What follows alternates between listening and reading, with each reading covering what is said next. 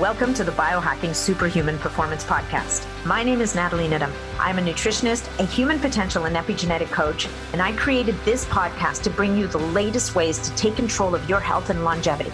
We cover it all, from new technology to ancestral health practices, personalized interventions, and a very special interest of mine, peptides.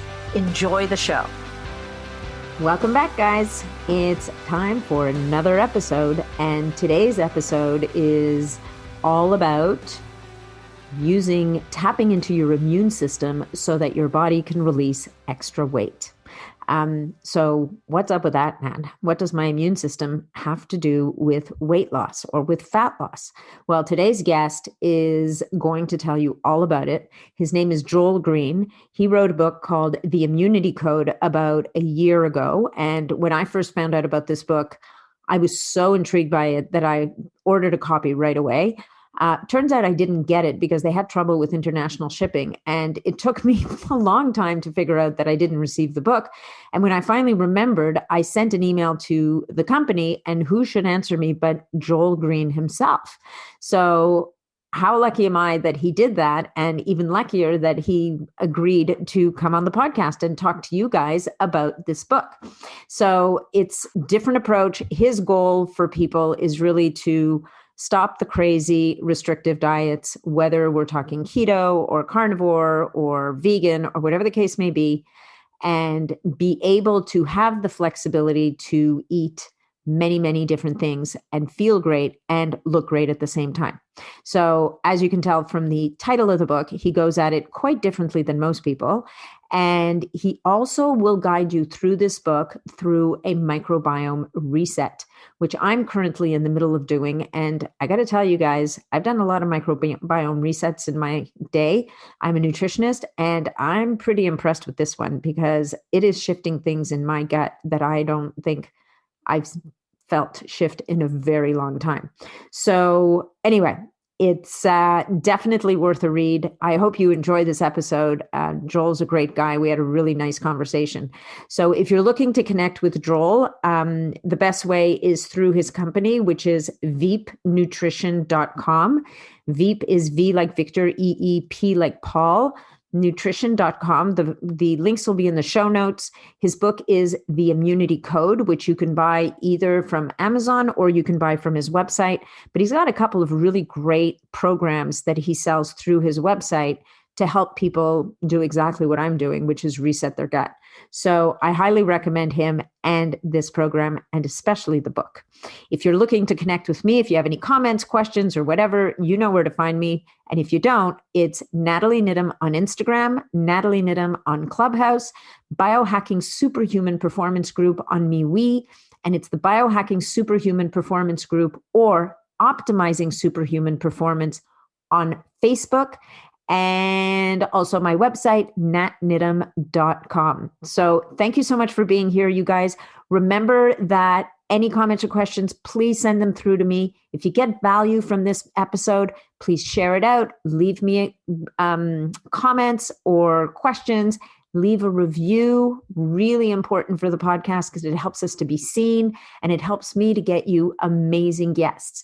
And finally, remember that all of the information that we share on this podcast is just that, just information purposes only. We're not helping to treat, diagnose, or anything of the sort with any kind of diseases or medical conditions, anything like that. Before making any changes, please consult with your medical doctor or medical practitioner so that you can get clearance and make sure that this is right for you. Without further ado, enjoy the episode. Hey folks, this episode is brought to you by Primeadine. Primeadine is a food-based supplement with an extremely high safety profile that actually halts 6 of the 9 hallmarks of aging. It is the purest on the market with 0 fillers and a formulation that also supports the endogenous production of spermidine through a prebiotic. Spermidine happens to be the active ingredient in Primeadine.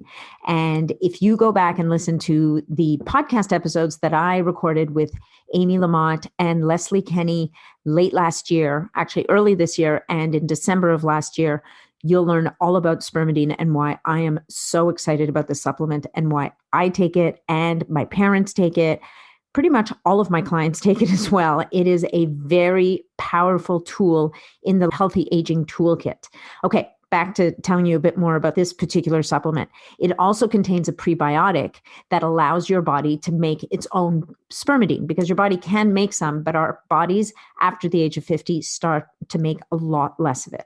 So the only ingredients in the supplement are defatted concentrated wheat germ extract. So they defat it so that those delicate oils won't go rancid and then become an inflammatory problem for your body. There's a fructooligosaccharide, which is the prebiotic we were talking about, which selectively feeds the Fuso and Bacteroides bacteria in the gut microbiome. Also, all this is all wrapped up in a vegan capsule. I can tell you a little bit about my experience and my mom and dad's experience. One of the things about Primadine that's amazing is that after about 30 to 60 days, you don't really see what's happening under the hood. You don't see that your DNA is being folded properly. You don't see that autophagy is supported. You might not notice that your mitochondria are working better. But what you will notice is that your hair, skin, and nails start to look a lot better. In my case, after about 30 days, I noticed it in my nails. They were a lot stronger. They stopped breaking.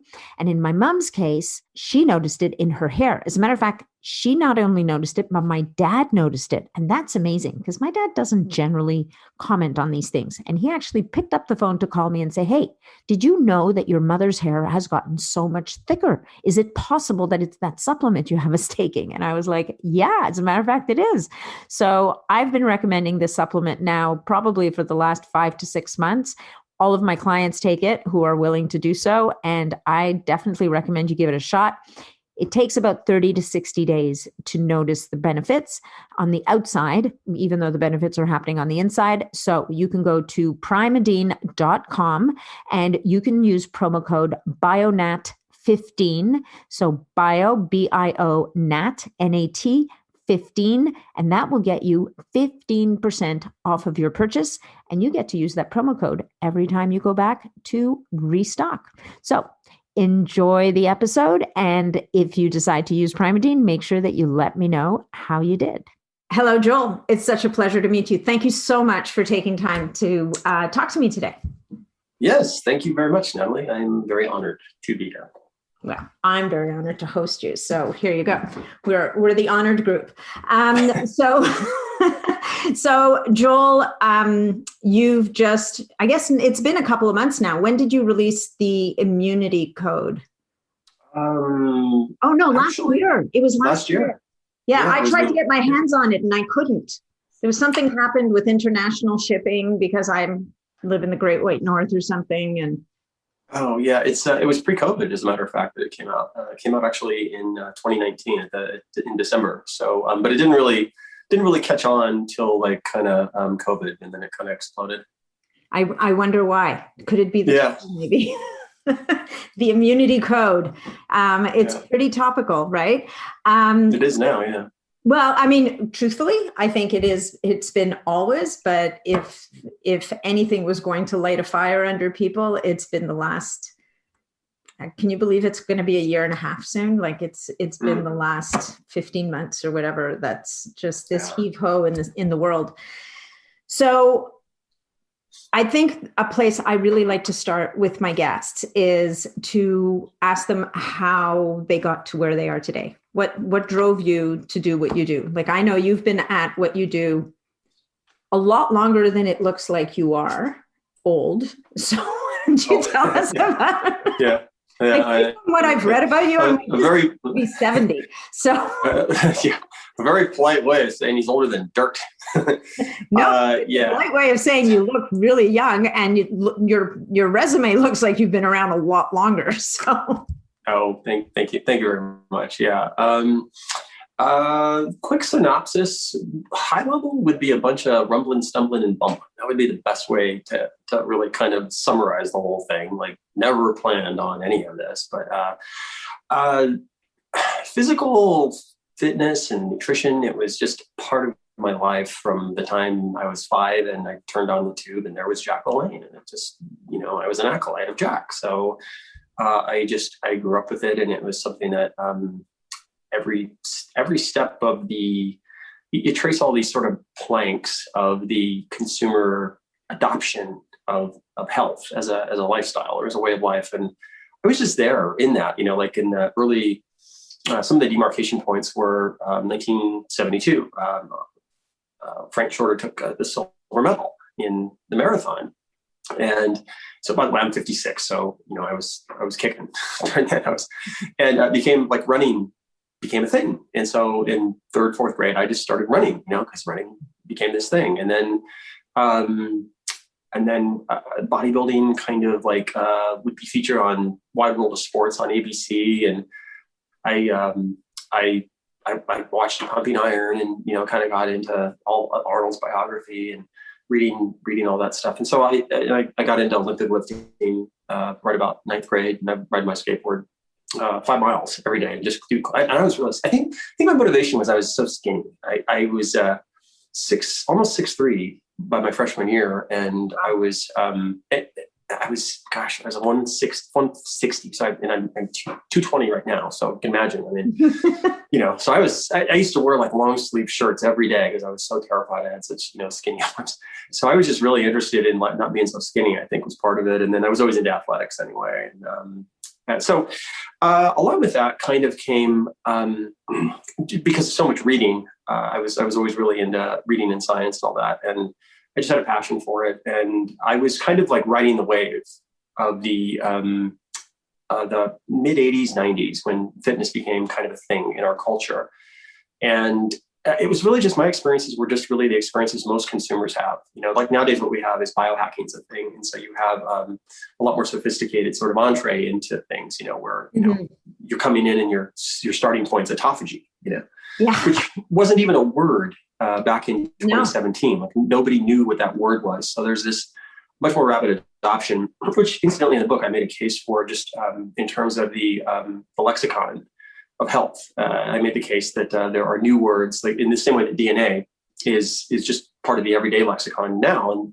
And in the 50s, only scientists knew what that was. But I made the case that NAD and CD38 and HDAC inhibition, that those words would be part of the new lexicon. And I think that's going to happen a lot faster than I predicted. It'll probably happen in the next kind of 4 years, I think, that we'll see that happen. So I was just really, as a consumer, doing everything that you might think of today as sort of like mainstream. And that was, looking at, what you would call fasting, what you would call macro counting, what you call high protein diets, all that is doing everything. And even really, HIIT, like in your book, you talk about you were doing HIIT before anybody knew what HIIT was, kind of. Well, I was a track and field guy, and a guy named Bud Winter wrote a book called Relax and Win back in the 80s. He was one of the head coaches at San Jose State, and it was really all about interval training. Yeah. And so I just kind of grew up with interval training, and it was like part of my regular exercise thing. So I would, I remember it was probably 1989, 90. I was at UCI, and I had class, Monday, Wednesday, Friday, and then Tuesdays I would go to the gym, and at my gym were like Boyer Co. and all these bodybuilders would train. And so I'd go, just kind of like be a little geek around and kind of, try and steal glimpses of those guys. Then I'd go to the track and I would run intervals. And so that was just part of what I was doing the whole time. But I think my experience really was very relevant to today, because what happened to me was what I see a lot happening now, where I have people coming to me. And what happened to me was I would do protocols, like I did what you would call time-restricted feeding, really in the early 90s. And I looked great. It went great. I got really, really ripped. And after about 4 or 5 years, I was just out of control eating. And today I have people coming to me, probably 4 or 5 people a day, that did fasting, did keto, then they had their season of carnivore over about 4 or 5 years. And now almost to a person, they all have insulin resistance, like all of them. So that really, my experience is foreshadowed what I think a lot of people are experiencing today, which is that there's short-term benefits to sort of fatty kind of things, and then real long-term liabilities that sometimes it takes years to work your way through, particularly in the case of insulin resistance. Like I'm seeing a lot of that right now. And, that gets very serious. Like once you trip that, and it's sometimes going to be very difficult to fix that and gut issues. And there's probably 3 big issues we're in the jet wash of right now from all the fads of the last few years. One is SIBO, one is insulin resistance. And And anyways, it's just, I see a lot of this stuff, and it really speaks to having a long-term sensible approach to protocols that seem new and cool. Mm-hmm. But you have to really understand that the attenuation is the norm for the body. So it doesn't matter what you throw at the body, you're going to see an inverted sine wave. You're going to see at the top of the sine wave and the bottom. So the top is the front end, and that's where you're taking all the selfies and, doing the social media victory lap and, going, it works. Here's my advice to you now, do what I do. Yeah. Yeah. And then what you don't hear about is the downstream negatives. And sometimes they're very, very serious, like disrupted gut biome, insulin resistance, all these things. So what I put together in the Immunity Code was really this argument that we have spun so far out from what's actually true. Like, imagine a line here, and this is what's true. Yeah. We're way out here thinking this is, what's new and cool is true. And there's this slap coming back to the center, which periodically happens, just based on what's always been true, and I tried to make that case in the book that balance is essential. It's not just a good idea, it's an essentiality based on how the body works. And a whole bunch of stuff we'll probably talk about today. Yeah. And, it's so interesting that you mentioned that, because I think so many people point to, well, before like in prehistoric times or in Paleolithic times, humans were always in a state of ketosis, or people would fast. But the truth is that narrative ketosis sometimes, and if they had the opportunity to gorge on whatever the hell it was, they would. And seasonally they did. And they don't live in the world we live in today. So, by the way. Yeah. What's wrong with that argument?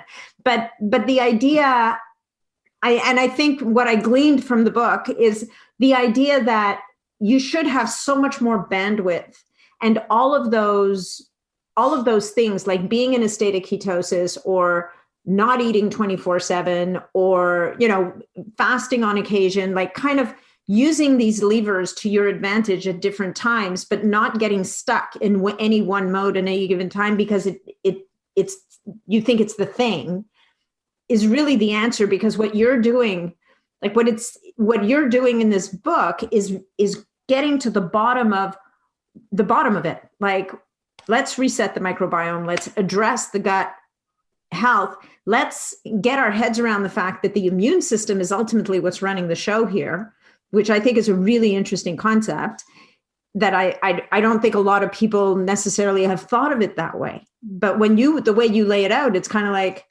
oh, duh. Like, it really is. Yeah, it's kind of intractable, actually, when you look at it. It's not something that we've really considered in a number of respects. But when you break it down, it's kind of like, oh my gosh, how did we miss this? Like a good example is we talk a lot about metabolism. So we talk a lot about metabolism within muscle, metabolism within adipose tissue. Okay. But we never talk about metabolism within immune cells. Mm-hmm. And let's take the case of Crohn's disease, for example. You can make a really good case that, in fact, this applies to not just Crohn's disease, it applies to obesity as well. You can make a good case that it all begins with immune cell metabolism. And when you trace it back and you think about it, so you start in the gut and you look at maybe something like Crohn's, where, really ultimately the issue in Crohn's is that you have TNF alpha just permeating the lining of the gut. So you have this kind of massive inflammatory vector that is kind of steering the ship towards not resolving inflammation, but just keeping you in the inflamed state. Okay? Yeah. And then you begin to break down, well, let's look at what happens when the gut is resistant to TNF alpha therapy. Okay, so one of the ways you get rid of Crohn's is you clear TNF alpha, but there are a lot of people who are resistant to that. And when you ask why are they resistant to TNF alpha being cleared? When you look at it, it comes down to immune function. So what you find is that there are there are very specific relationships between things like lipopolysaccharide and peptidoglycan. These are, these are plant cell wall fragments, things like that, and sugar proteins. And they initiate a very key set of immune-centric reactions. So typically what you'll find is that the first culprit is toll receptor 4 on immune cells. Mm-hmm. Okay, not on the gut, not on muscle, but in immune cells. Toll receptor 4 in immune cells. And what that does is it interacts with cell surface proteins on immune cells, the CD proteins. These are called cluster of differentiation. In this case, CD14. Okay.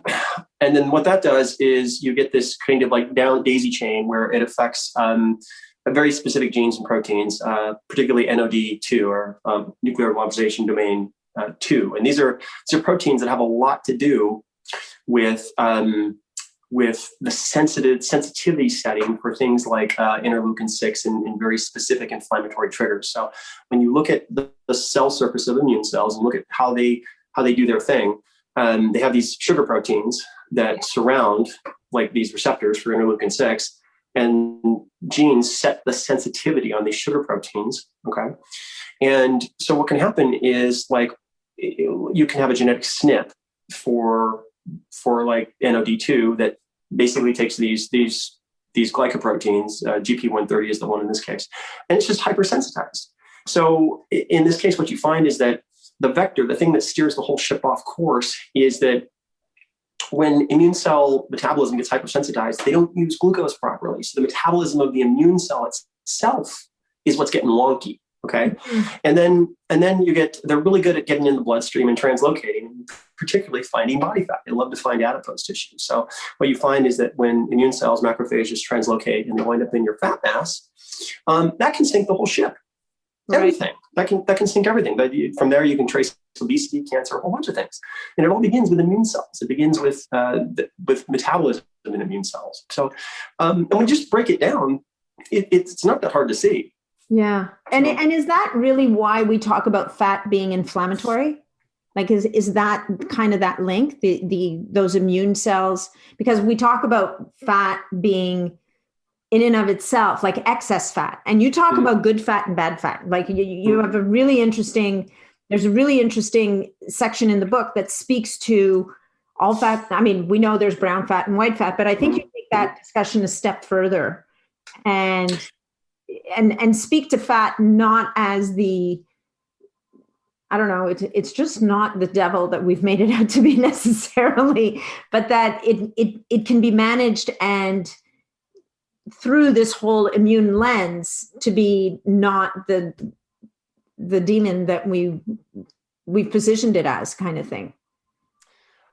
There are some counterintuitive realities once we begin to look at fat. Generally, we associate a lot of adipose mass as just a negative thing.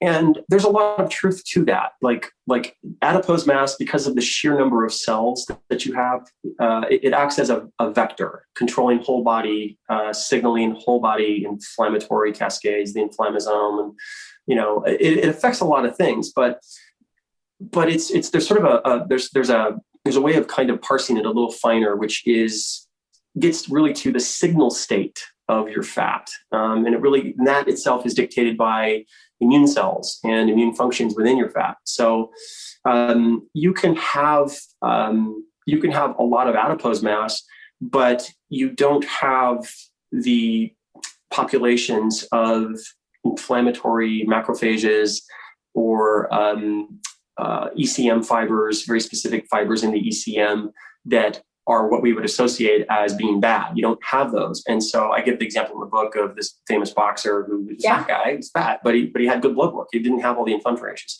And so what it does is it helps us understand that excess adipose mass is a huge risk factor, but it's not the only piece of the puzzle. The other pieces have to do with really the sort of the immune state of your fat.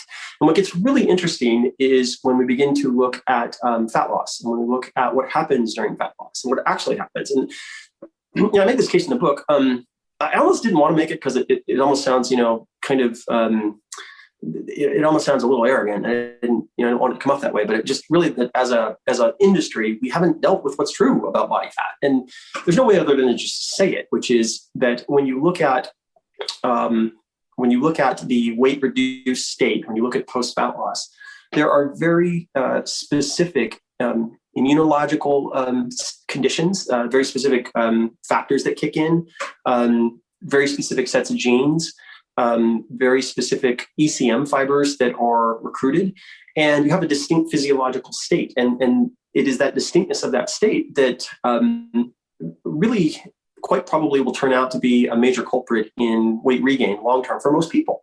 A good example that I've used is heat shock proteins. So generally we think of heat shock proteins as beneficial. We think, well, they're only good. They're just good. If you have heat shock proteins, that's good. But if you just take a second and think about it, cooking flesh generally is not a good idea. It's not good. You don't put your hand in a stove. It's not a good thing. And so the body, generally heat stress on the body is a form of injury. That's what it is. Well, the body has a compensatory mechanism for that. That's heat shock proteins. And heat shock proteins are what are called chaperone proteins. They're like little robots. They follow other proteins around and they help refold things and, keep things nicely origamied up. And that's what they do. And they do other things too. But they are actually a component of the immune system. And you can have intracellular heat shock proteins and extracellular heat shock proteins. And the same heat shock proteins within the cell, within the cytosol, can actually work negatively outside the cytosol. So the presence of heat shock proteins could be good, it could be bad. In the post-fat loss, weight-reduced state, what you find, not in all humans, but definitely a decent subset, is that you have the presence of heat shock protein 60, and what it does is it sort of creates an ongoing inflammatory state. And what that does is it polarizes immune cells, macrophages, in the post-fat loss state. And all these things together start to add up to kind of an immune-centric approach to keeping fat off, where it's like, wow, have we factored in what's going on here? Because it seems that the body's reaction to just fat loss, which we think of as this benign thing, but actually the body registers it as an injury, and so the immune system kicks in. There's all these things that haven't been accounted for. And the more you dig into these things, it certainly seems very likely that they have a very, very significant role in the process of weight regain, and a lot of other things down the road. Yeah. And so I guess you talk in the book about how to mitigate that. Like there's a good way to lose fat and there's a bad way. Like, I mean, you're not probably advocating for people just to hang on to their fat because it's a good thing. No, you have to get lean. That's very important. I don't lean is super important. Yeah. And we need some fat. I mean, we can't function without it. At the bottom line, it's if nothing else, it's an energy reserve. It's a buffer. It's a padding. It's hormones. It's so many different things. But so then the mitigation of that is basically this whole immune-centric approach to fat loss, so that you don't trigger the bad actors or over trigger the bad actors. Yes. Yeah. Kind of. Okay. Well, you can elaborate on that. Go ahead. I actually just came out with a course on it called Immune-Centric Fat Loss. And I saw that. I'm like, I'm going to do that, even though I'm not allowed to do courses anymore.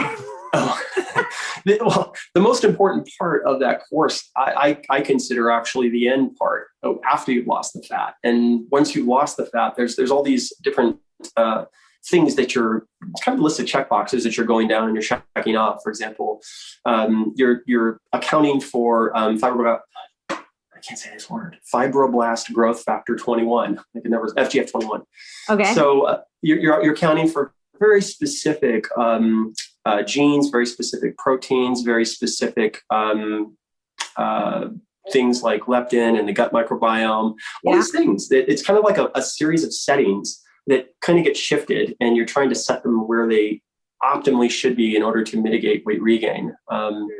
Example would be, so FGF21 it's a most properly called a stress protein. We used to think it was a fasting protein. We used to think, that body only made it during fasting and, helps you get lean and all these great things. But it turns out it's also produced during feasting as well. So it's really more of a stress protein. Yeah, so much for that. Yeah. Yeah, everything always works. It's funny, the more you study the body, I think of a very interesting study that I read probably about 5 years ago. And it was studying was studying basically like neural pathways in the way that neurons fire in a portion of the brain for visual recognition. And the study concluded everything does everything to everything. which pretty much summarizes how the whole human body works. Not super very much, but yeah. So, but practically speaking, so looking at fibroblast growth factor 21, it turns out that there's a very surgical use for berberine, and that would be post-fat loss to sort of mitigate FGF21. And so this is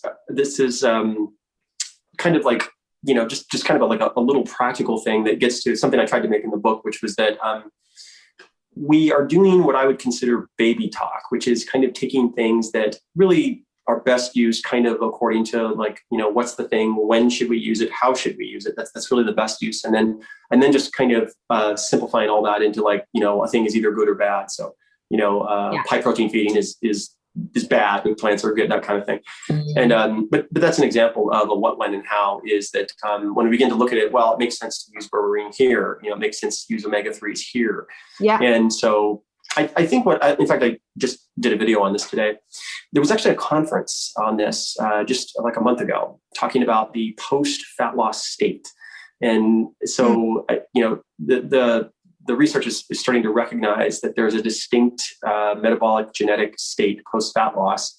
And it's very rudimentary. They're just talking about, things like set point and things like that. But in 5 years, I can tell you what they're going to be talking about. They're going to be talking about fatty acid binding protein 4, FGF21, collagen 6A2. I mean, they're going to be talking about all this stuff that I tried to kind of point out in the book. So that's where it's going. So to the average person, I mean, they're all sitting there going, okay, cool. So losing fat is, and you actually talk about this in the book, it's virtually, as far as the body's concerned, it's an injury to tissue, which makes sense, right? It's tissue that you've managed to get rid of. So that's automatically tearing stuff away that used to be there, kind of thing. And so you basically walk people through how now to calm the storm, or is it more in the way that you lose the fat, and I'm going to answer my own question. I'm sure it has to do with how you go about losing fat and then how you follow it up. And it goes way beyond this whole talk of set point, which is probably a gross oversimplification of what's actually happening at a cellular level, which is what you're talking about. Yeah.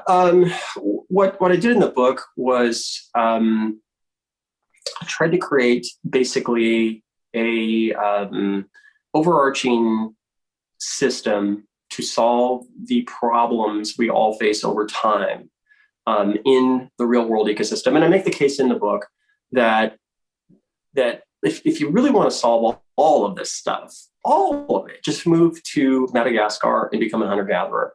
And you're not going to have a thyroid issue. You're going to have an insulin sensitivity issue. You're not going to have an egg allergy. You're not going to have anything. No issues. Okay. And I did that to make the point that the real problem we're trying to solve is the problem of humans in this modern ecosystem we've created. That's the problem.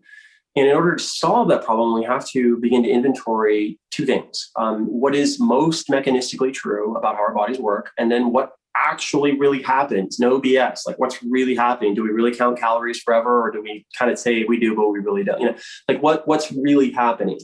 So that was kind of the overarching frame. And then one of the most important components in that is stopping this process of repetitive weight cycling, because that is so damaging long term.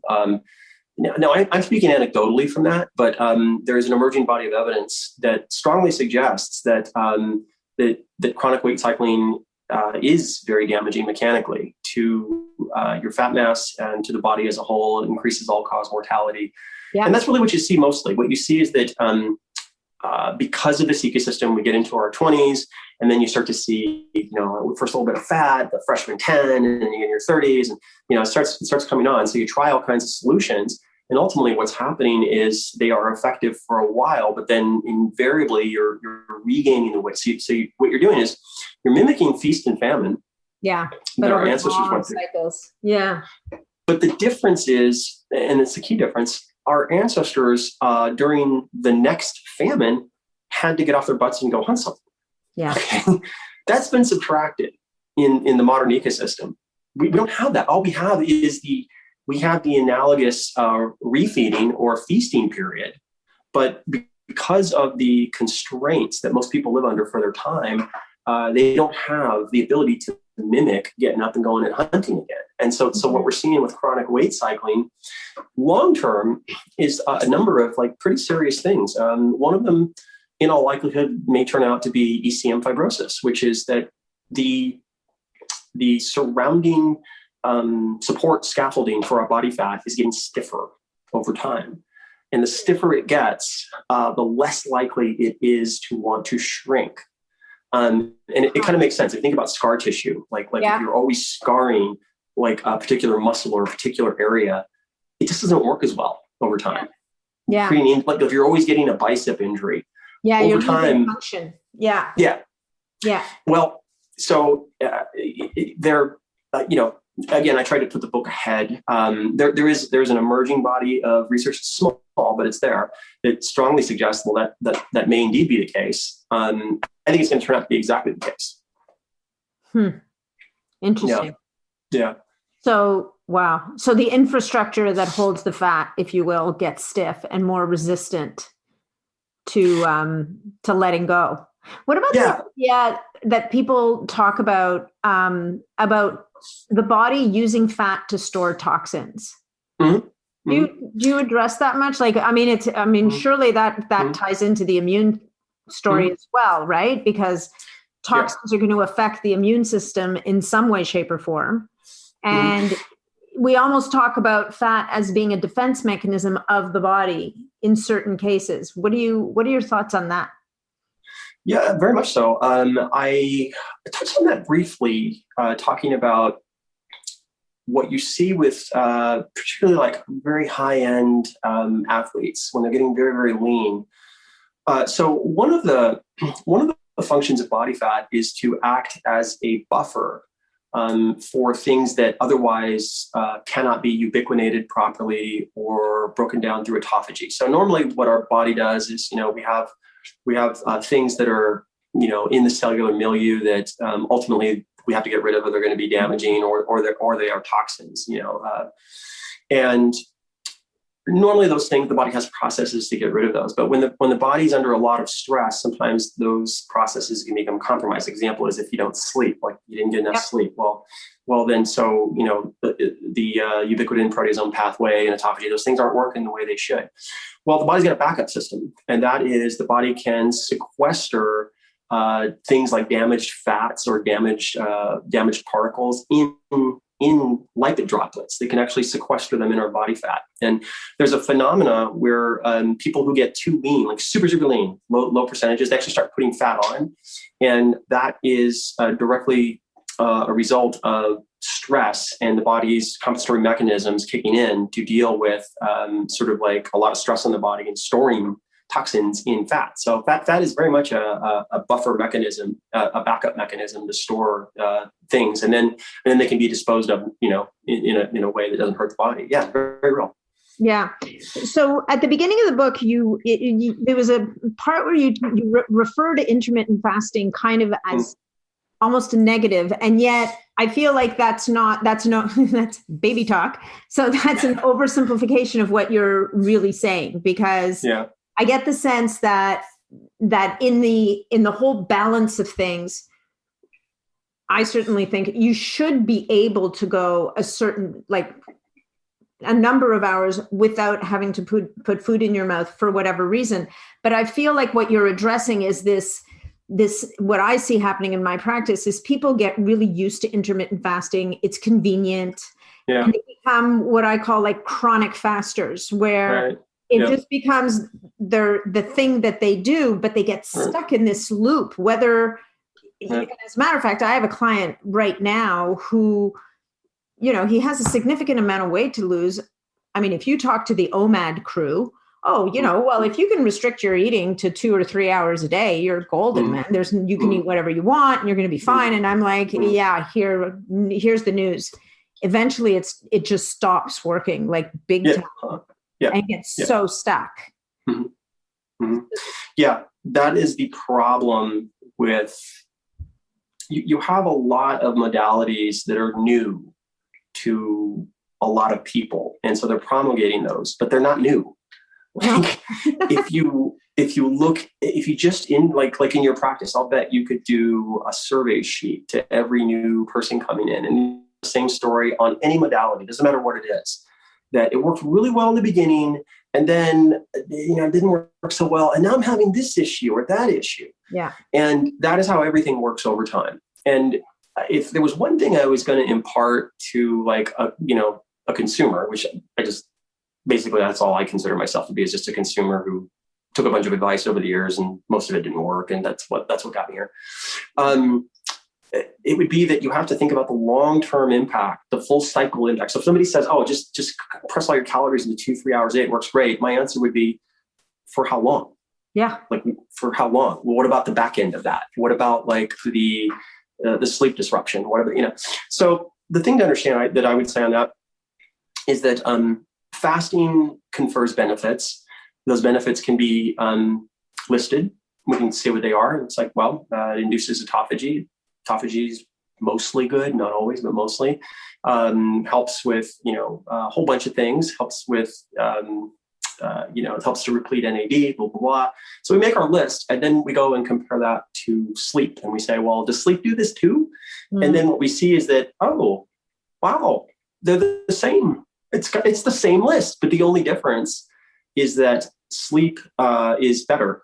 Sleep's actually stronger. You'll get more induction during sleep, and that's because sleep lets everything happen in its natural timing, its natural diurnal rhythm. So AMPK activation and all these things are going off when they're supposed to go off according to the body's diurnal rhythm. And so there's a way to look at that argument in terms of what we might say is signal strength. So the body, really the benefits of everything that we're going after have a lot to do with signals that result from either the cessation of food or the cessation of certain elements in food. A good example is methionine. Mm-hmm. So when we lower methionine in the diet, or we cease methionine in the diet, we get some responses that are very similar to fasting, very, very similar. So when we begin to take a step back and kind of really take like a really measured, comprehensive look at fasting, the question becomes, well, obviously we want to correct sleep first because that's where all the bang for the buck is. Yeah. And then the next question is, well, how can we get more induction to the point where we're not getting negatives? So we're not compromising sleep. So you can compromise sleep from fasting. You can compromise sleep from shifting your food cycles. Just by shifting when you're eating, you can change sleep onset. Yeah. So all these things have to be factored in. And then when we look at it, the next question would be, do we even have to fast to get this? Or better yet, could we amplify all the signal pathways and all of the effects of fasting without having to fast? And that's a whole new topic, which is amplified fasting, which I bring up in the book. So all that to say that what you're going to find if you just kind of jump in the pool and just great works, I've heard people do it, and I'm going to do it, and I'm going to fast 27 hours a day. It'll work for a while. And then probably in about 3-4 years, you have a lot of problems. Yeah. So that's my long-winded answer. I think it's just too much of a good thing, right? I think the point that you make in the book is any one thing is not, other than maybe sleep. And even then you can overdo sleep, like you can overdo anything. People will continually say to me, oh, well, this is safe. You can't overdo it. And I'm like, I don't think that's how the body works. I think the body works in cycles and pulses and variation. And when we take that to the nth degree, what I really love about what you're talking about in the book is that if you reset that microbiome properly, if you address from the bottom up completely how your body's going to interact with the outside world, which is everything else that comes in, then you have like this plethora of options available to you, and you can now use things strategically when it makes sense, when it suits you. Like, to me, fasting should be an option that you can exercise when you need it or when it makes sense. Like, you're in an airport and you don't want to eat food. Well, I have the ability to skip a meal because it suits me, as opposed to, oh no, I could never go out for lunch with anybody because I don't eat lunch. It's like, well, like never? Like you got to eat lunch sometimes. I mean, doesn't it ever make sense to you to eat lunch kind of thing? So it's just this idea of, I'm sure you're seeing it. Like, I think I get your emails and you constantly have these amazing success stories of people who followed the program as it were, and are just like dumbfounded. Oh my God, this actually works. And you're sitting there going, well, duh, no wonder. That's why I wrote a book. Yeah, I think that's there. It flies in the face of so much of the dogma that's out there right now, that people are just shocked that they can actually get themselves back to a world where they can eat and live their life in seemingly a very not, it's not a life of deprivation. It's not super structured. There's a wisdom to it. And it's not haphazard, but it allows for much greater flexibility in terms of how you ultimately do your thing. Yeah, thank you for that. I make the point in the book that and it sounds very contrarian. It's that this is not about a lifestyle. I don't care about that. You're already in a lifestyle. You're in the lifestyle of the modern ecosystem. So if you really want a lifestyle change, again, go be a hunter-gatherer. That's a lifestyle change. So that doesn't solve problems. What solves problems is building skills. Building skills solves problems. And so I try to approach everything in the book as acquiring skills. And when all you have is a hammer, everything looks like a nail. So, when all you have is, time restricted feeding, then the solution to everything is stop eating. Once you begin to kind of look at it more very similar to martial arts, very similar, then what you begin to see is that there are different situations life presents you, and there's always an answer. There's always an answer for that. You just have to gain the knowledge to understand what it is. And I actually just made a video about what I call offsetting. And that is what I would offer is an essential skill for life. And offsetting is not avoiding. It is eating the thing that you're not supposed to eat, but learning how to structure combinations of things and timing and supplements in such a way that you can make measurable, real, meaningful differences in things like fat oxidation, postprandial glucose metabolism, postprandial thermogenesis, real measurable things. Now, I think the point I make in the book is that I've had a few experts kind of try and come at me, because they think I'm trying to come up with some fake panacea, and I make the point in the book that the problem that we're facing in the modern ecosystem is not one thing. It's about 30 things hitting you all at once, and each of them subtracting 2 to 5%, 10% away, making the slope that much more difficult. So the solution to that is 20 to 30 things that give you a 2 to a 3% improvement. Yeah. And if you could just adopt 3 of those, okay, you could on a regular basis get a 10% improvement. Okay. In other words, let's say the slope of difficulty is here. If we could just make it here, you have a much better chance. And if you could just apply a few more things. And so that's really what this comes down to. There was a really good paper that just literally was right out of what's in my book. It just came out. And it's talking about offsetting pancakes, which I talk about in the book. Offsetting pancakes? Offsetting like how to mitigate the pancake breakfast? Yes. Yeah. Okay. And I have it in the book, and it's the same stuff. It's you use things like whey protein. You want to time whey protein 30 minutes prior to pancakes. You want to add in goodies, like you want to add in red phenols, maybe a little olive oil, maybe some resistant starch. And what the study did was quantify the differences. And so the difference between the control and the experimental group was 23% increase in fat oxidation, 45% improvement in glucose area under the curve, and I think it was 20+% increase in postprandial thermogenesis.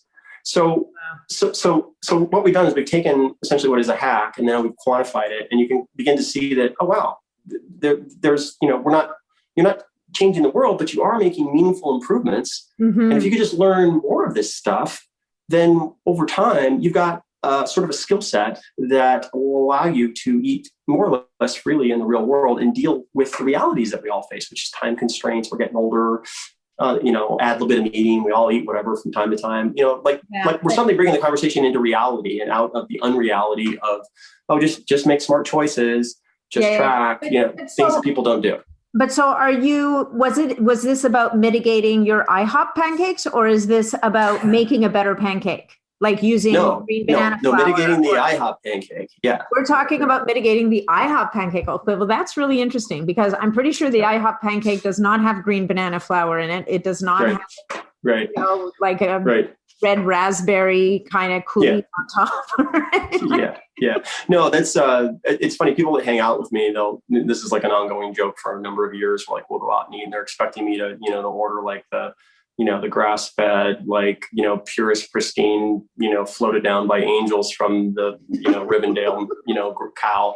And I'm ordering the IHOP pancakes, and they're like, how can you eat that? And I'm like, I'm just going to offset it.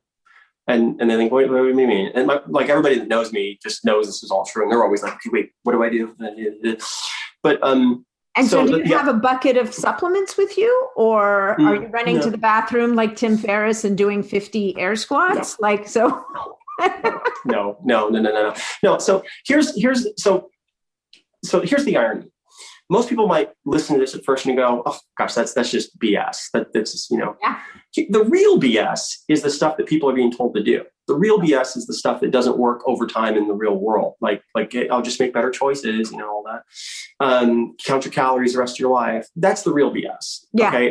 And after 30 years of trying that stuff, this literally came to me one night because it was like 2006, and I was looking at all the weight I gained, and I went from 212 to 260 in 3 years, and I was just thinking, how could I have avoided this? What could I have done differently? Yeah. And I was looking at a meal, like it was a typical meal that I would go out on a business dinner, and I just started making notes, like, well, I could have done this here and added that there, blah, blah. And pretty soon I came up with, wow, okay.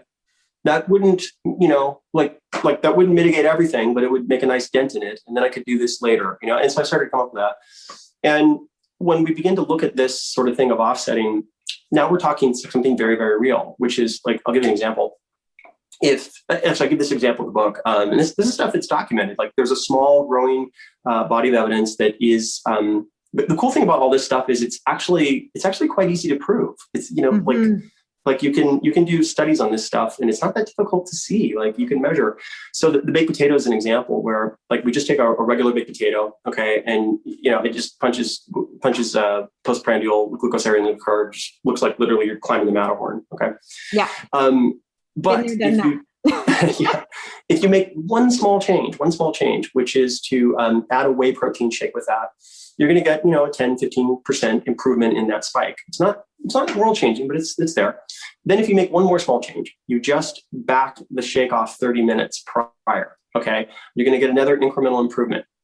Then if you make one more small change, and that is you add a little bit of fat into that shake, just like a teaspoon of olive oil.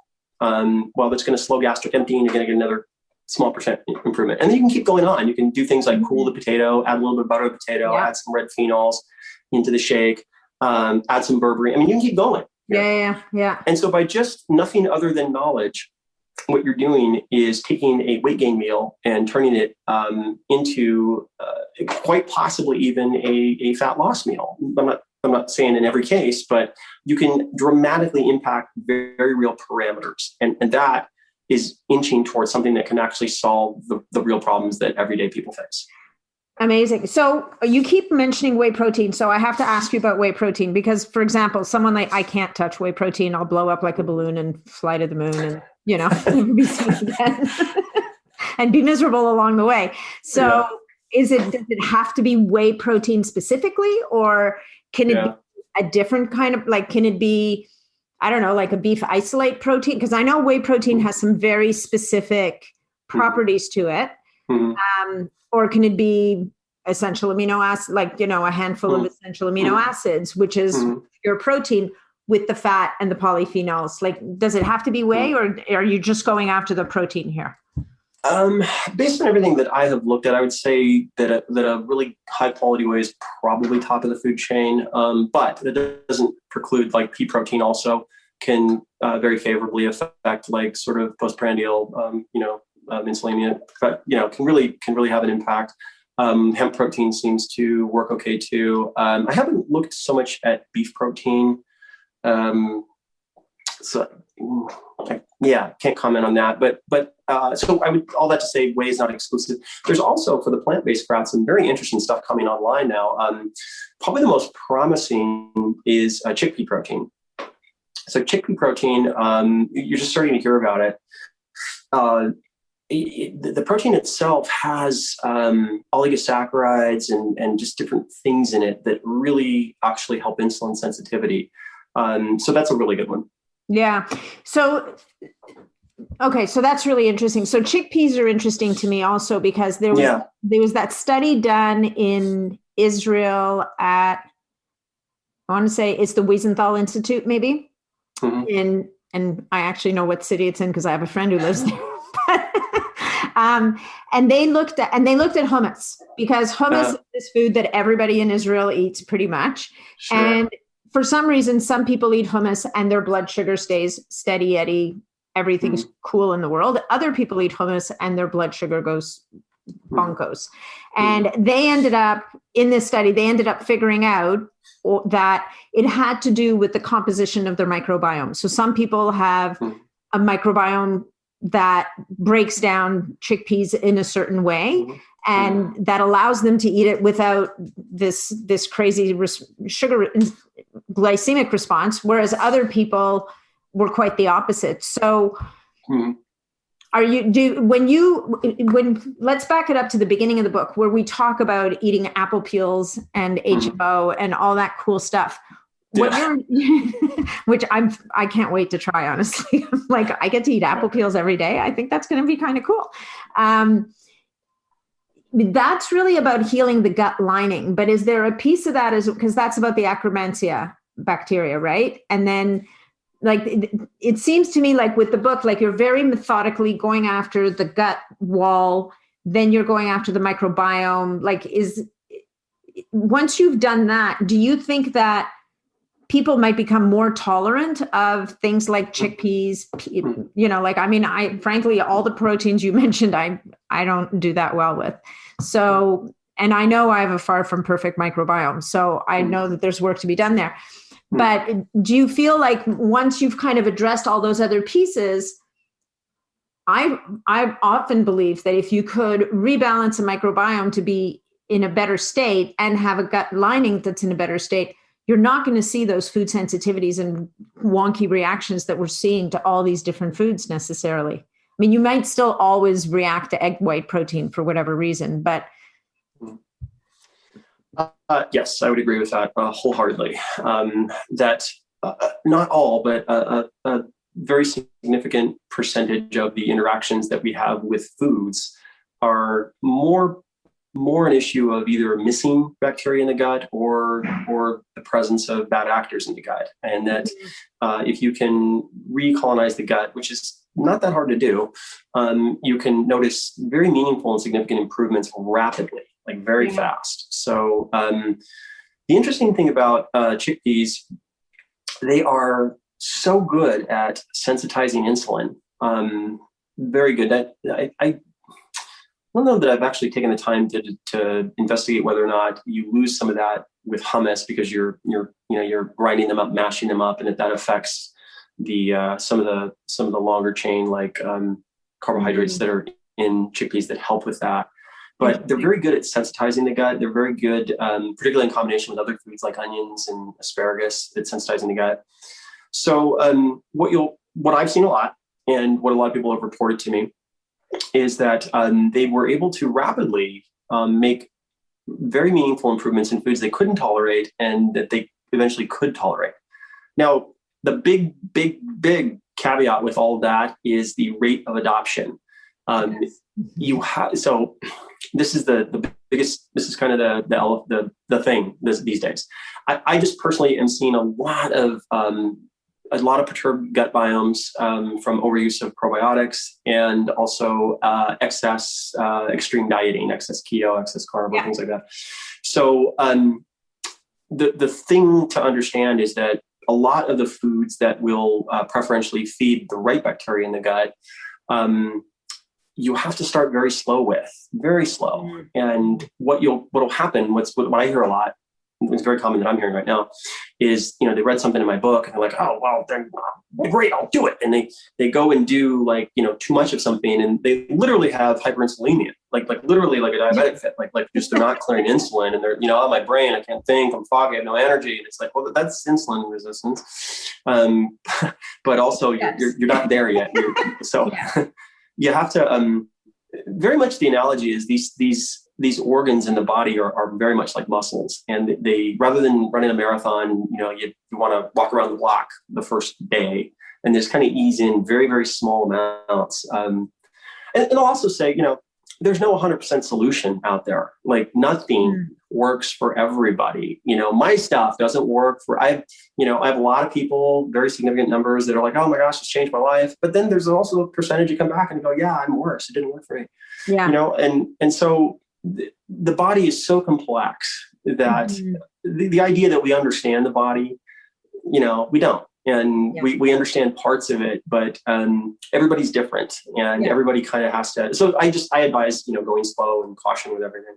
Absolutely. And you know what, when it comes to chickpeas, I've always, and I mean, in my family, I come from a background where chickpeas would be a thing. And I know that if I hadn't eaten chickpeas in a really long time, it was a slow, measured approach. Like you acclimatize to them. And I guess part of it is recultivating that microbiome diversity that can then break them down properly. And for the love of God, you don't eat the canned ones and not rinse them properly, because that's just death.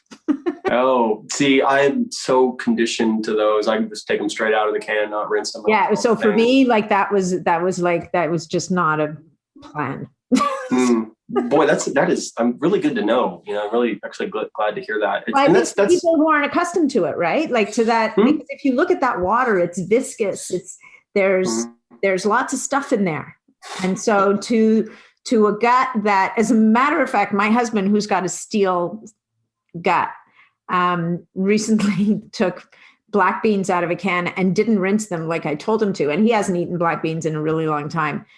And the man with the iron gut was really unhappy for a significant amount of time, because he just couldn't, his gut wasn't prepared.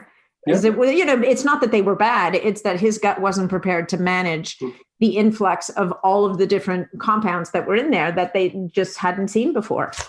Yeah, that actually gets to the case for working with a practitioner. So I'm not a fan of the indiscriminate use of probiotics, and that's what we've had, which is, people just running and buying them off the shelf like they're chiclets and chewing gum and doing them like crazy. Because you can do a lot of harm with that.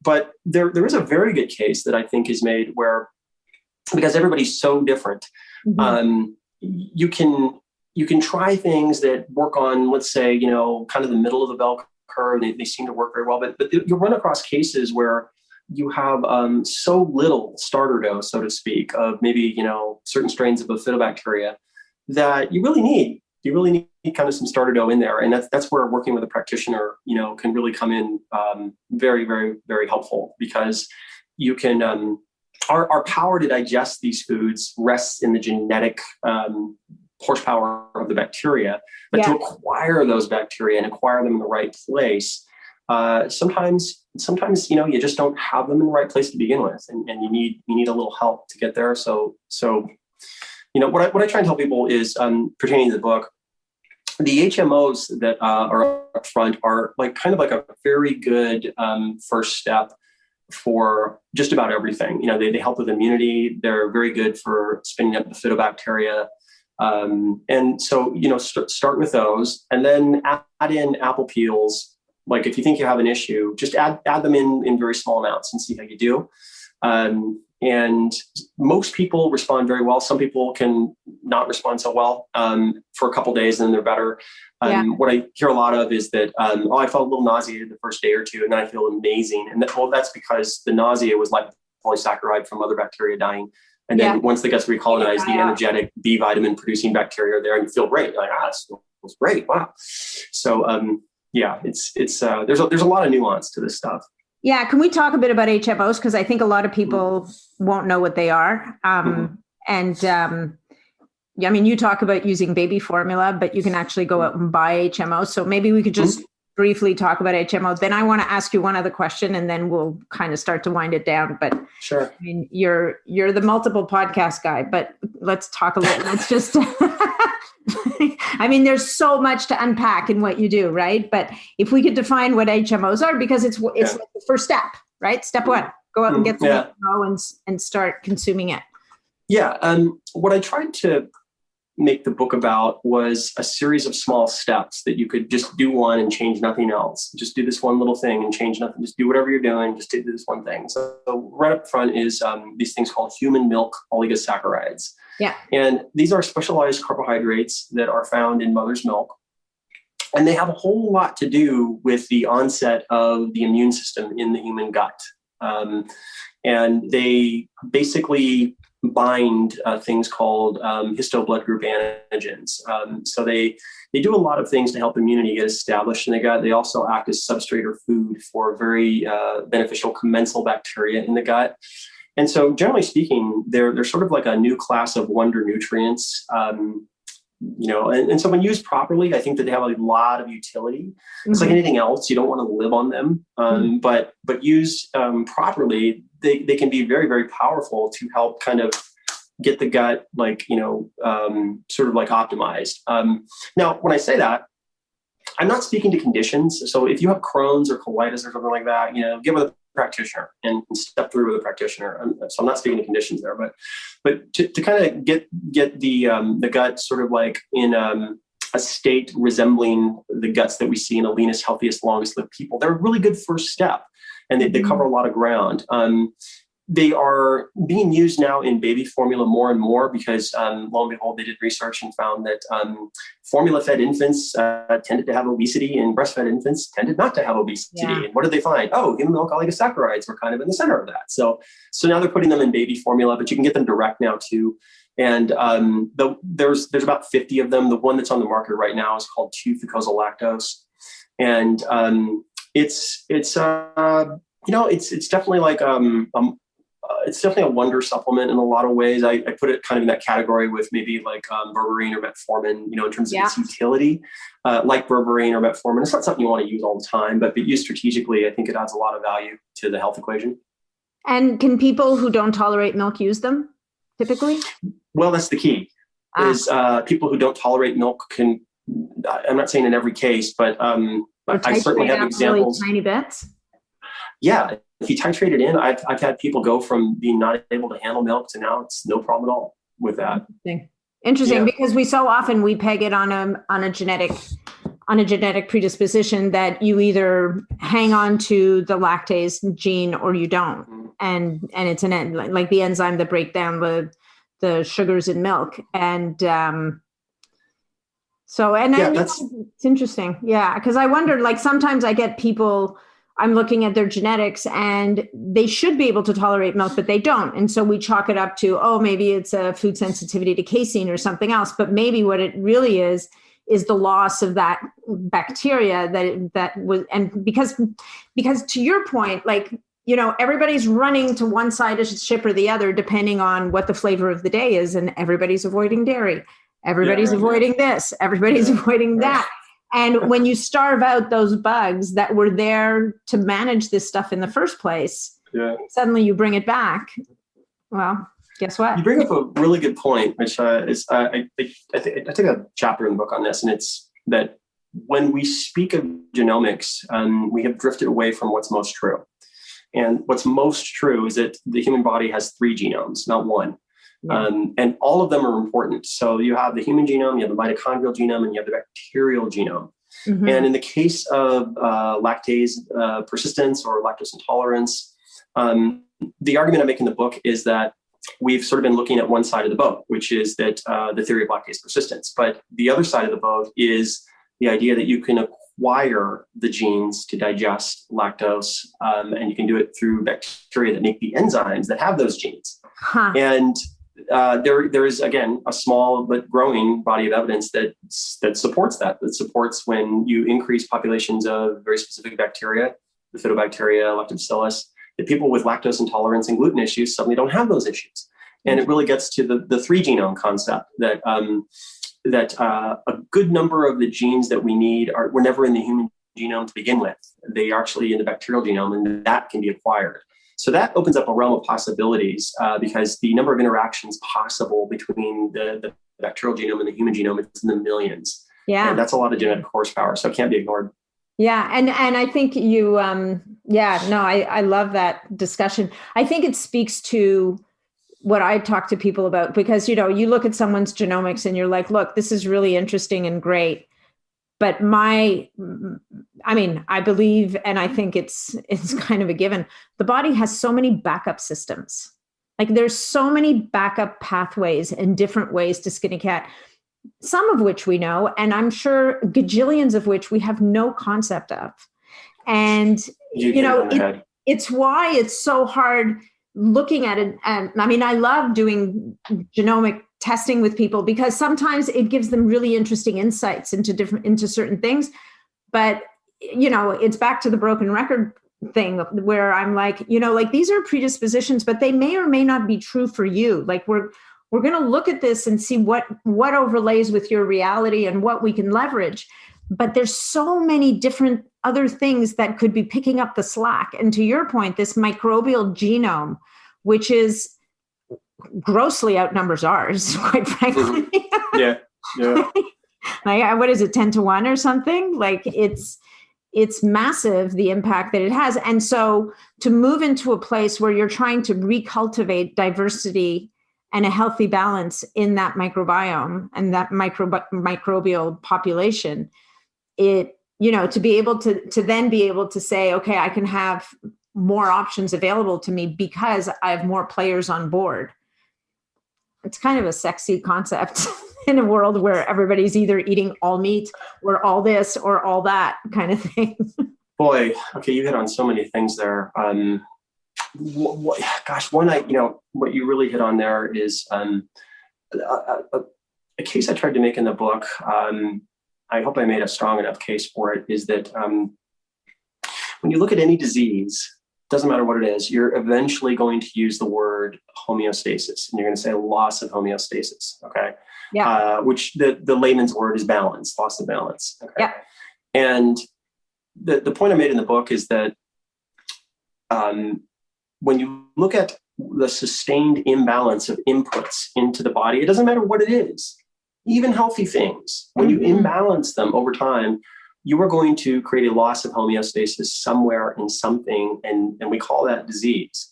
Yeah. So we're in this era right now that is, really about the way to health is to imbalance your inputs. We're going to imbalance fats, we're going to imbalance animal proteins, we're going to imbalance something. And I'm probably going to talk a lot more about this just on social media, because if there's any one thing that's going to hurt the health of people long term, it's that. And it's not to impugn any one diet. I think some of these diets that are out there are wonderful tool sets, like the carnivore diet, for example. We really have Dr. Baker and Dr. Saldino to thank, because they've introduced a fantastic tool set that strategically has a lot of horsepower when used correctly and used strategically. As a way to eat for life, I think there's some, very significant health concerns that anybody should want to be aware of. One of them, for example, would be sustained high protein animal diets, probably going to give you insulin resistance just by elevating glucagon. And you're going to get sustained levels in serum glucagon by doing that. So, long term, that's probably not a great thing. It doesn't mean that the diet isn't extremely useful short term. There's some ways it can be used. I think that it's just fantastic. But and you see that with the keto diet. So you see sustained high-fat diets have a lot of problems, probably not the least of which is they probably break the mitochondria long-term. even sustained just low carb diets probably have liabilities. So across the board, there's this idea that, a healthy balanced diet is just boring. It's not sexy. Yeah. But really bringing us back to what's really true, it's probably a mechanistic necessity based on how your body actually works. So the body needs a variety of inputs. Mm-hmm. And what's polarized our thinking are narratives, which, narratives are nice, they're useful, but they're not facts. Like no one was there 300,000 years ago watching what happened. We don't actually know, to your point. Yeah. So, but what we do know is that there's easy examples. Water's great. If you drink too much water, you'll kill yourself, and you can make that case for anything. So, and that's really what I've been, kind of my thing is that ultimately, after all, a healthy, balanced diet really was the best thing, really is the best thing for a number of different reasons. We're just in this era right now that loves extremes.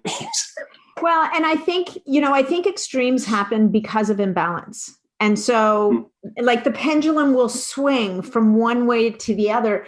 It takes a hell of a long time for that pendulum to land back in the middle, right?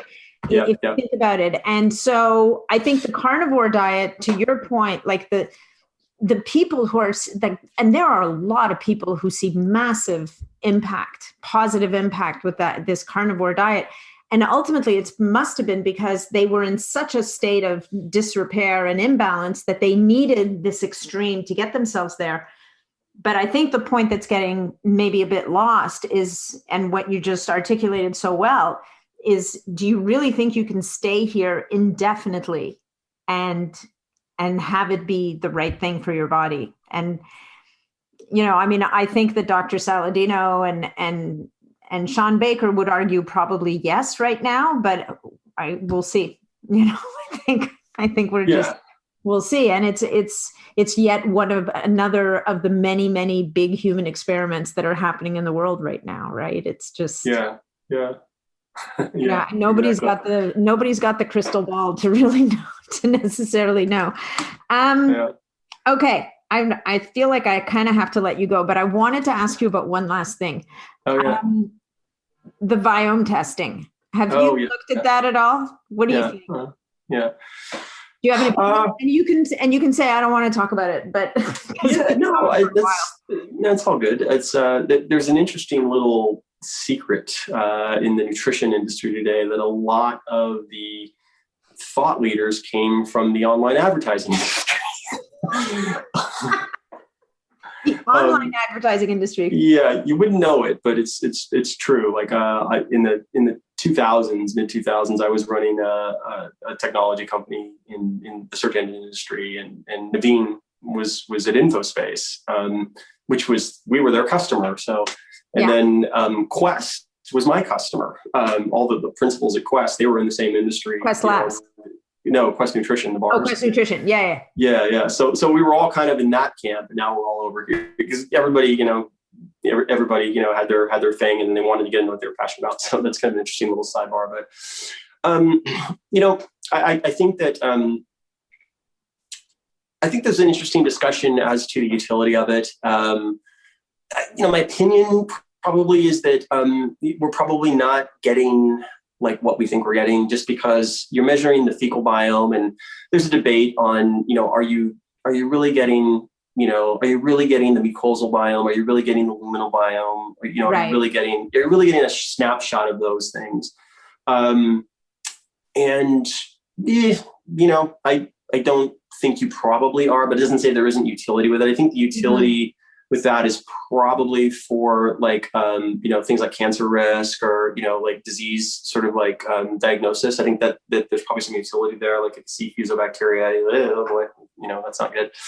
So I think in terms of though, just like the average consumer is going to look at those things and just think, well, that's my biome. And well, your biome can be changed very rapidly. Like in a week, you could probably change a good chunk of it out. And I think that would be an interesting experiment. Would be to do the ubiome test on someone kind of like on a SAD diet, and then put them through some protocols, and in 10 days test them again and see what you have.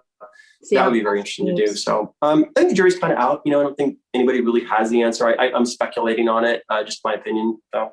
Yeah, I think what's interesting about Viome actually, is that in many ways, what they're moving people towards is a more varied diet.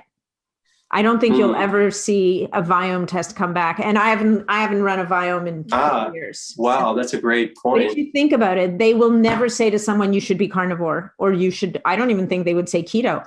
If anything, they would say, okay, your tolerance for fat is here, so you can, but what I've seen of them, and I'm about to run another test with them only because I'm curious. Like I haven't done it in a long time. I want to see how they've evolved. And, you know, Naveen Jain has always really talked about how Viome will become more powerful over time as more people use it and their AI becomes better informed, kind of thing.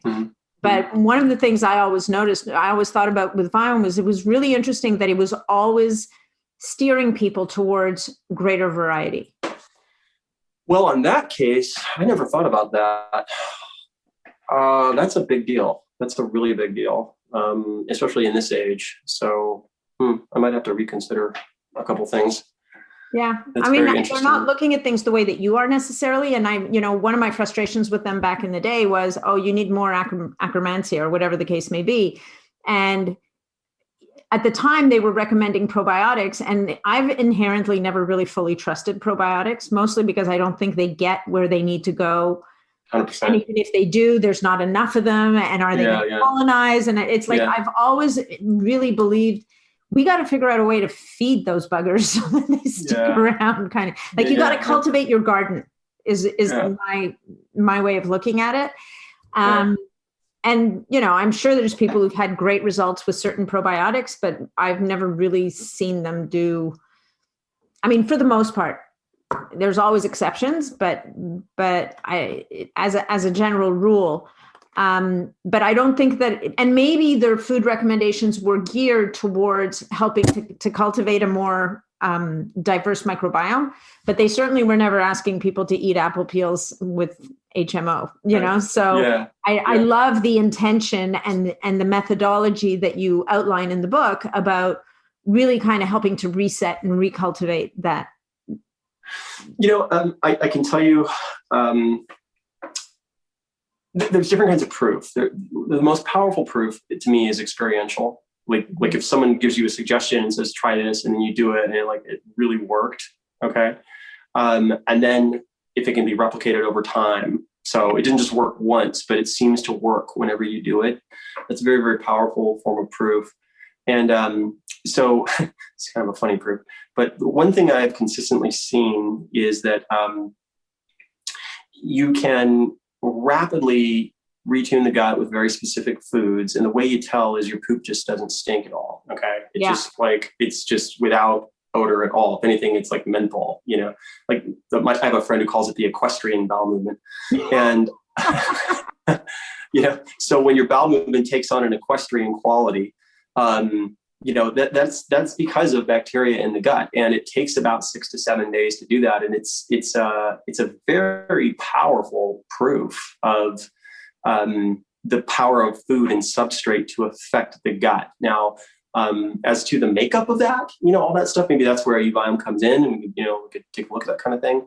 But just in terms of like a very powerful experiential proof, something that no one could ever convince me of otherwise is that you can change the gut in very powerful, positive ways rapidly through food as substrate. And I've seen it happen just literally thousands of times. So that is something that I think is underserved. And I think that's, if there's a nucleus of, you know, going forward for health at large for people, it's that idea. Yeah. Yeah. No, I love that. Okay. Well, thank you. Okay. Well, I think we're going to wind this down because we could just keep talking, and we've been here for a while now. So. Yeah, no worries. I'll ramble like crazy. So. Well, as will I, and eventually people drift off, and you know. Yeah. So, Joel, why don't we tell people about where they can find you, how they can connect with you, how they can get their hands on the book? Yes. Of course, like the whole thing. Give us a package. Tell us. Yes. Yeah. So veepnutrition.com. You can get the book. You can get the immune-centric fat loss course there. You can get the book on Amazon if you choose. There's some other goodies there you can get your hands on as well. So veepnutrition.com, V like Victor, P like Paul, Veep Nutrition. And that's me. And then my Instagram, come follow me on Insta. And, I do my best to respond to people. And so I'm just playing the game. Awesome. And so your Instagram is Joel Greene, or is it Veep Nutrition? Oh, it's Real Joel Greene. Real Joel Greene, as opposed to Real Joel Greene. that posy over fake. there. Yeah, the phony Joel Greene. Yeah. There's another Joel Greene out there who's I've never met the guy. He seems like a really nice guy. He produces some television show, and so when you Google Joel Greene, it's either me or him that shows up. So he's amazing. Okay. Yeah. No, it's I gotta send him a message someday. Yeah, you're gonna have to meet the guy. It's Real Joel Greene with an E at the end, guys. So it's Green with an E. Yeah. Just to be clear. Yeah. All right. Well, Joel, this was a pleasure. Thank you so much. Thank you so much for having me on. I actually just enjoyed talking to you. I feel like we talked forever. Yeah. Well, we talked for a couple of hours and it was fun. So thank you again. Thanks so much. And we'll talk soon. Yeah, I look forward to it. Thanks so much for joining me on this episode of the Biohacking Superhuman Performance Podcast. If you enjoyed the show, please remember to leave us a 5-star review on iTunes, because that's what helps us to be heard and to be seen. If you'd like to connect with me directly, or if you'd like to leave any comments, or if you have any questions about this episode, please reach out to me directly through my website, natnidham.com.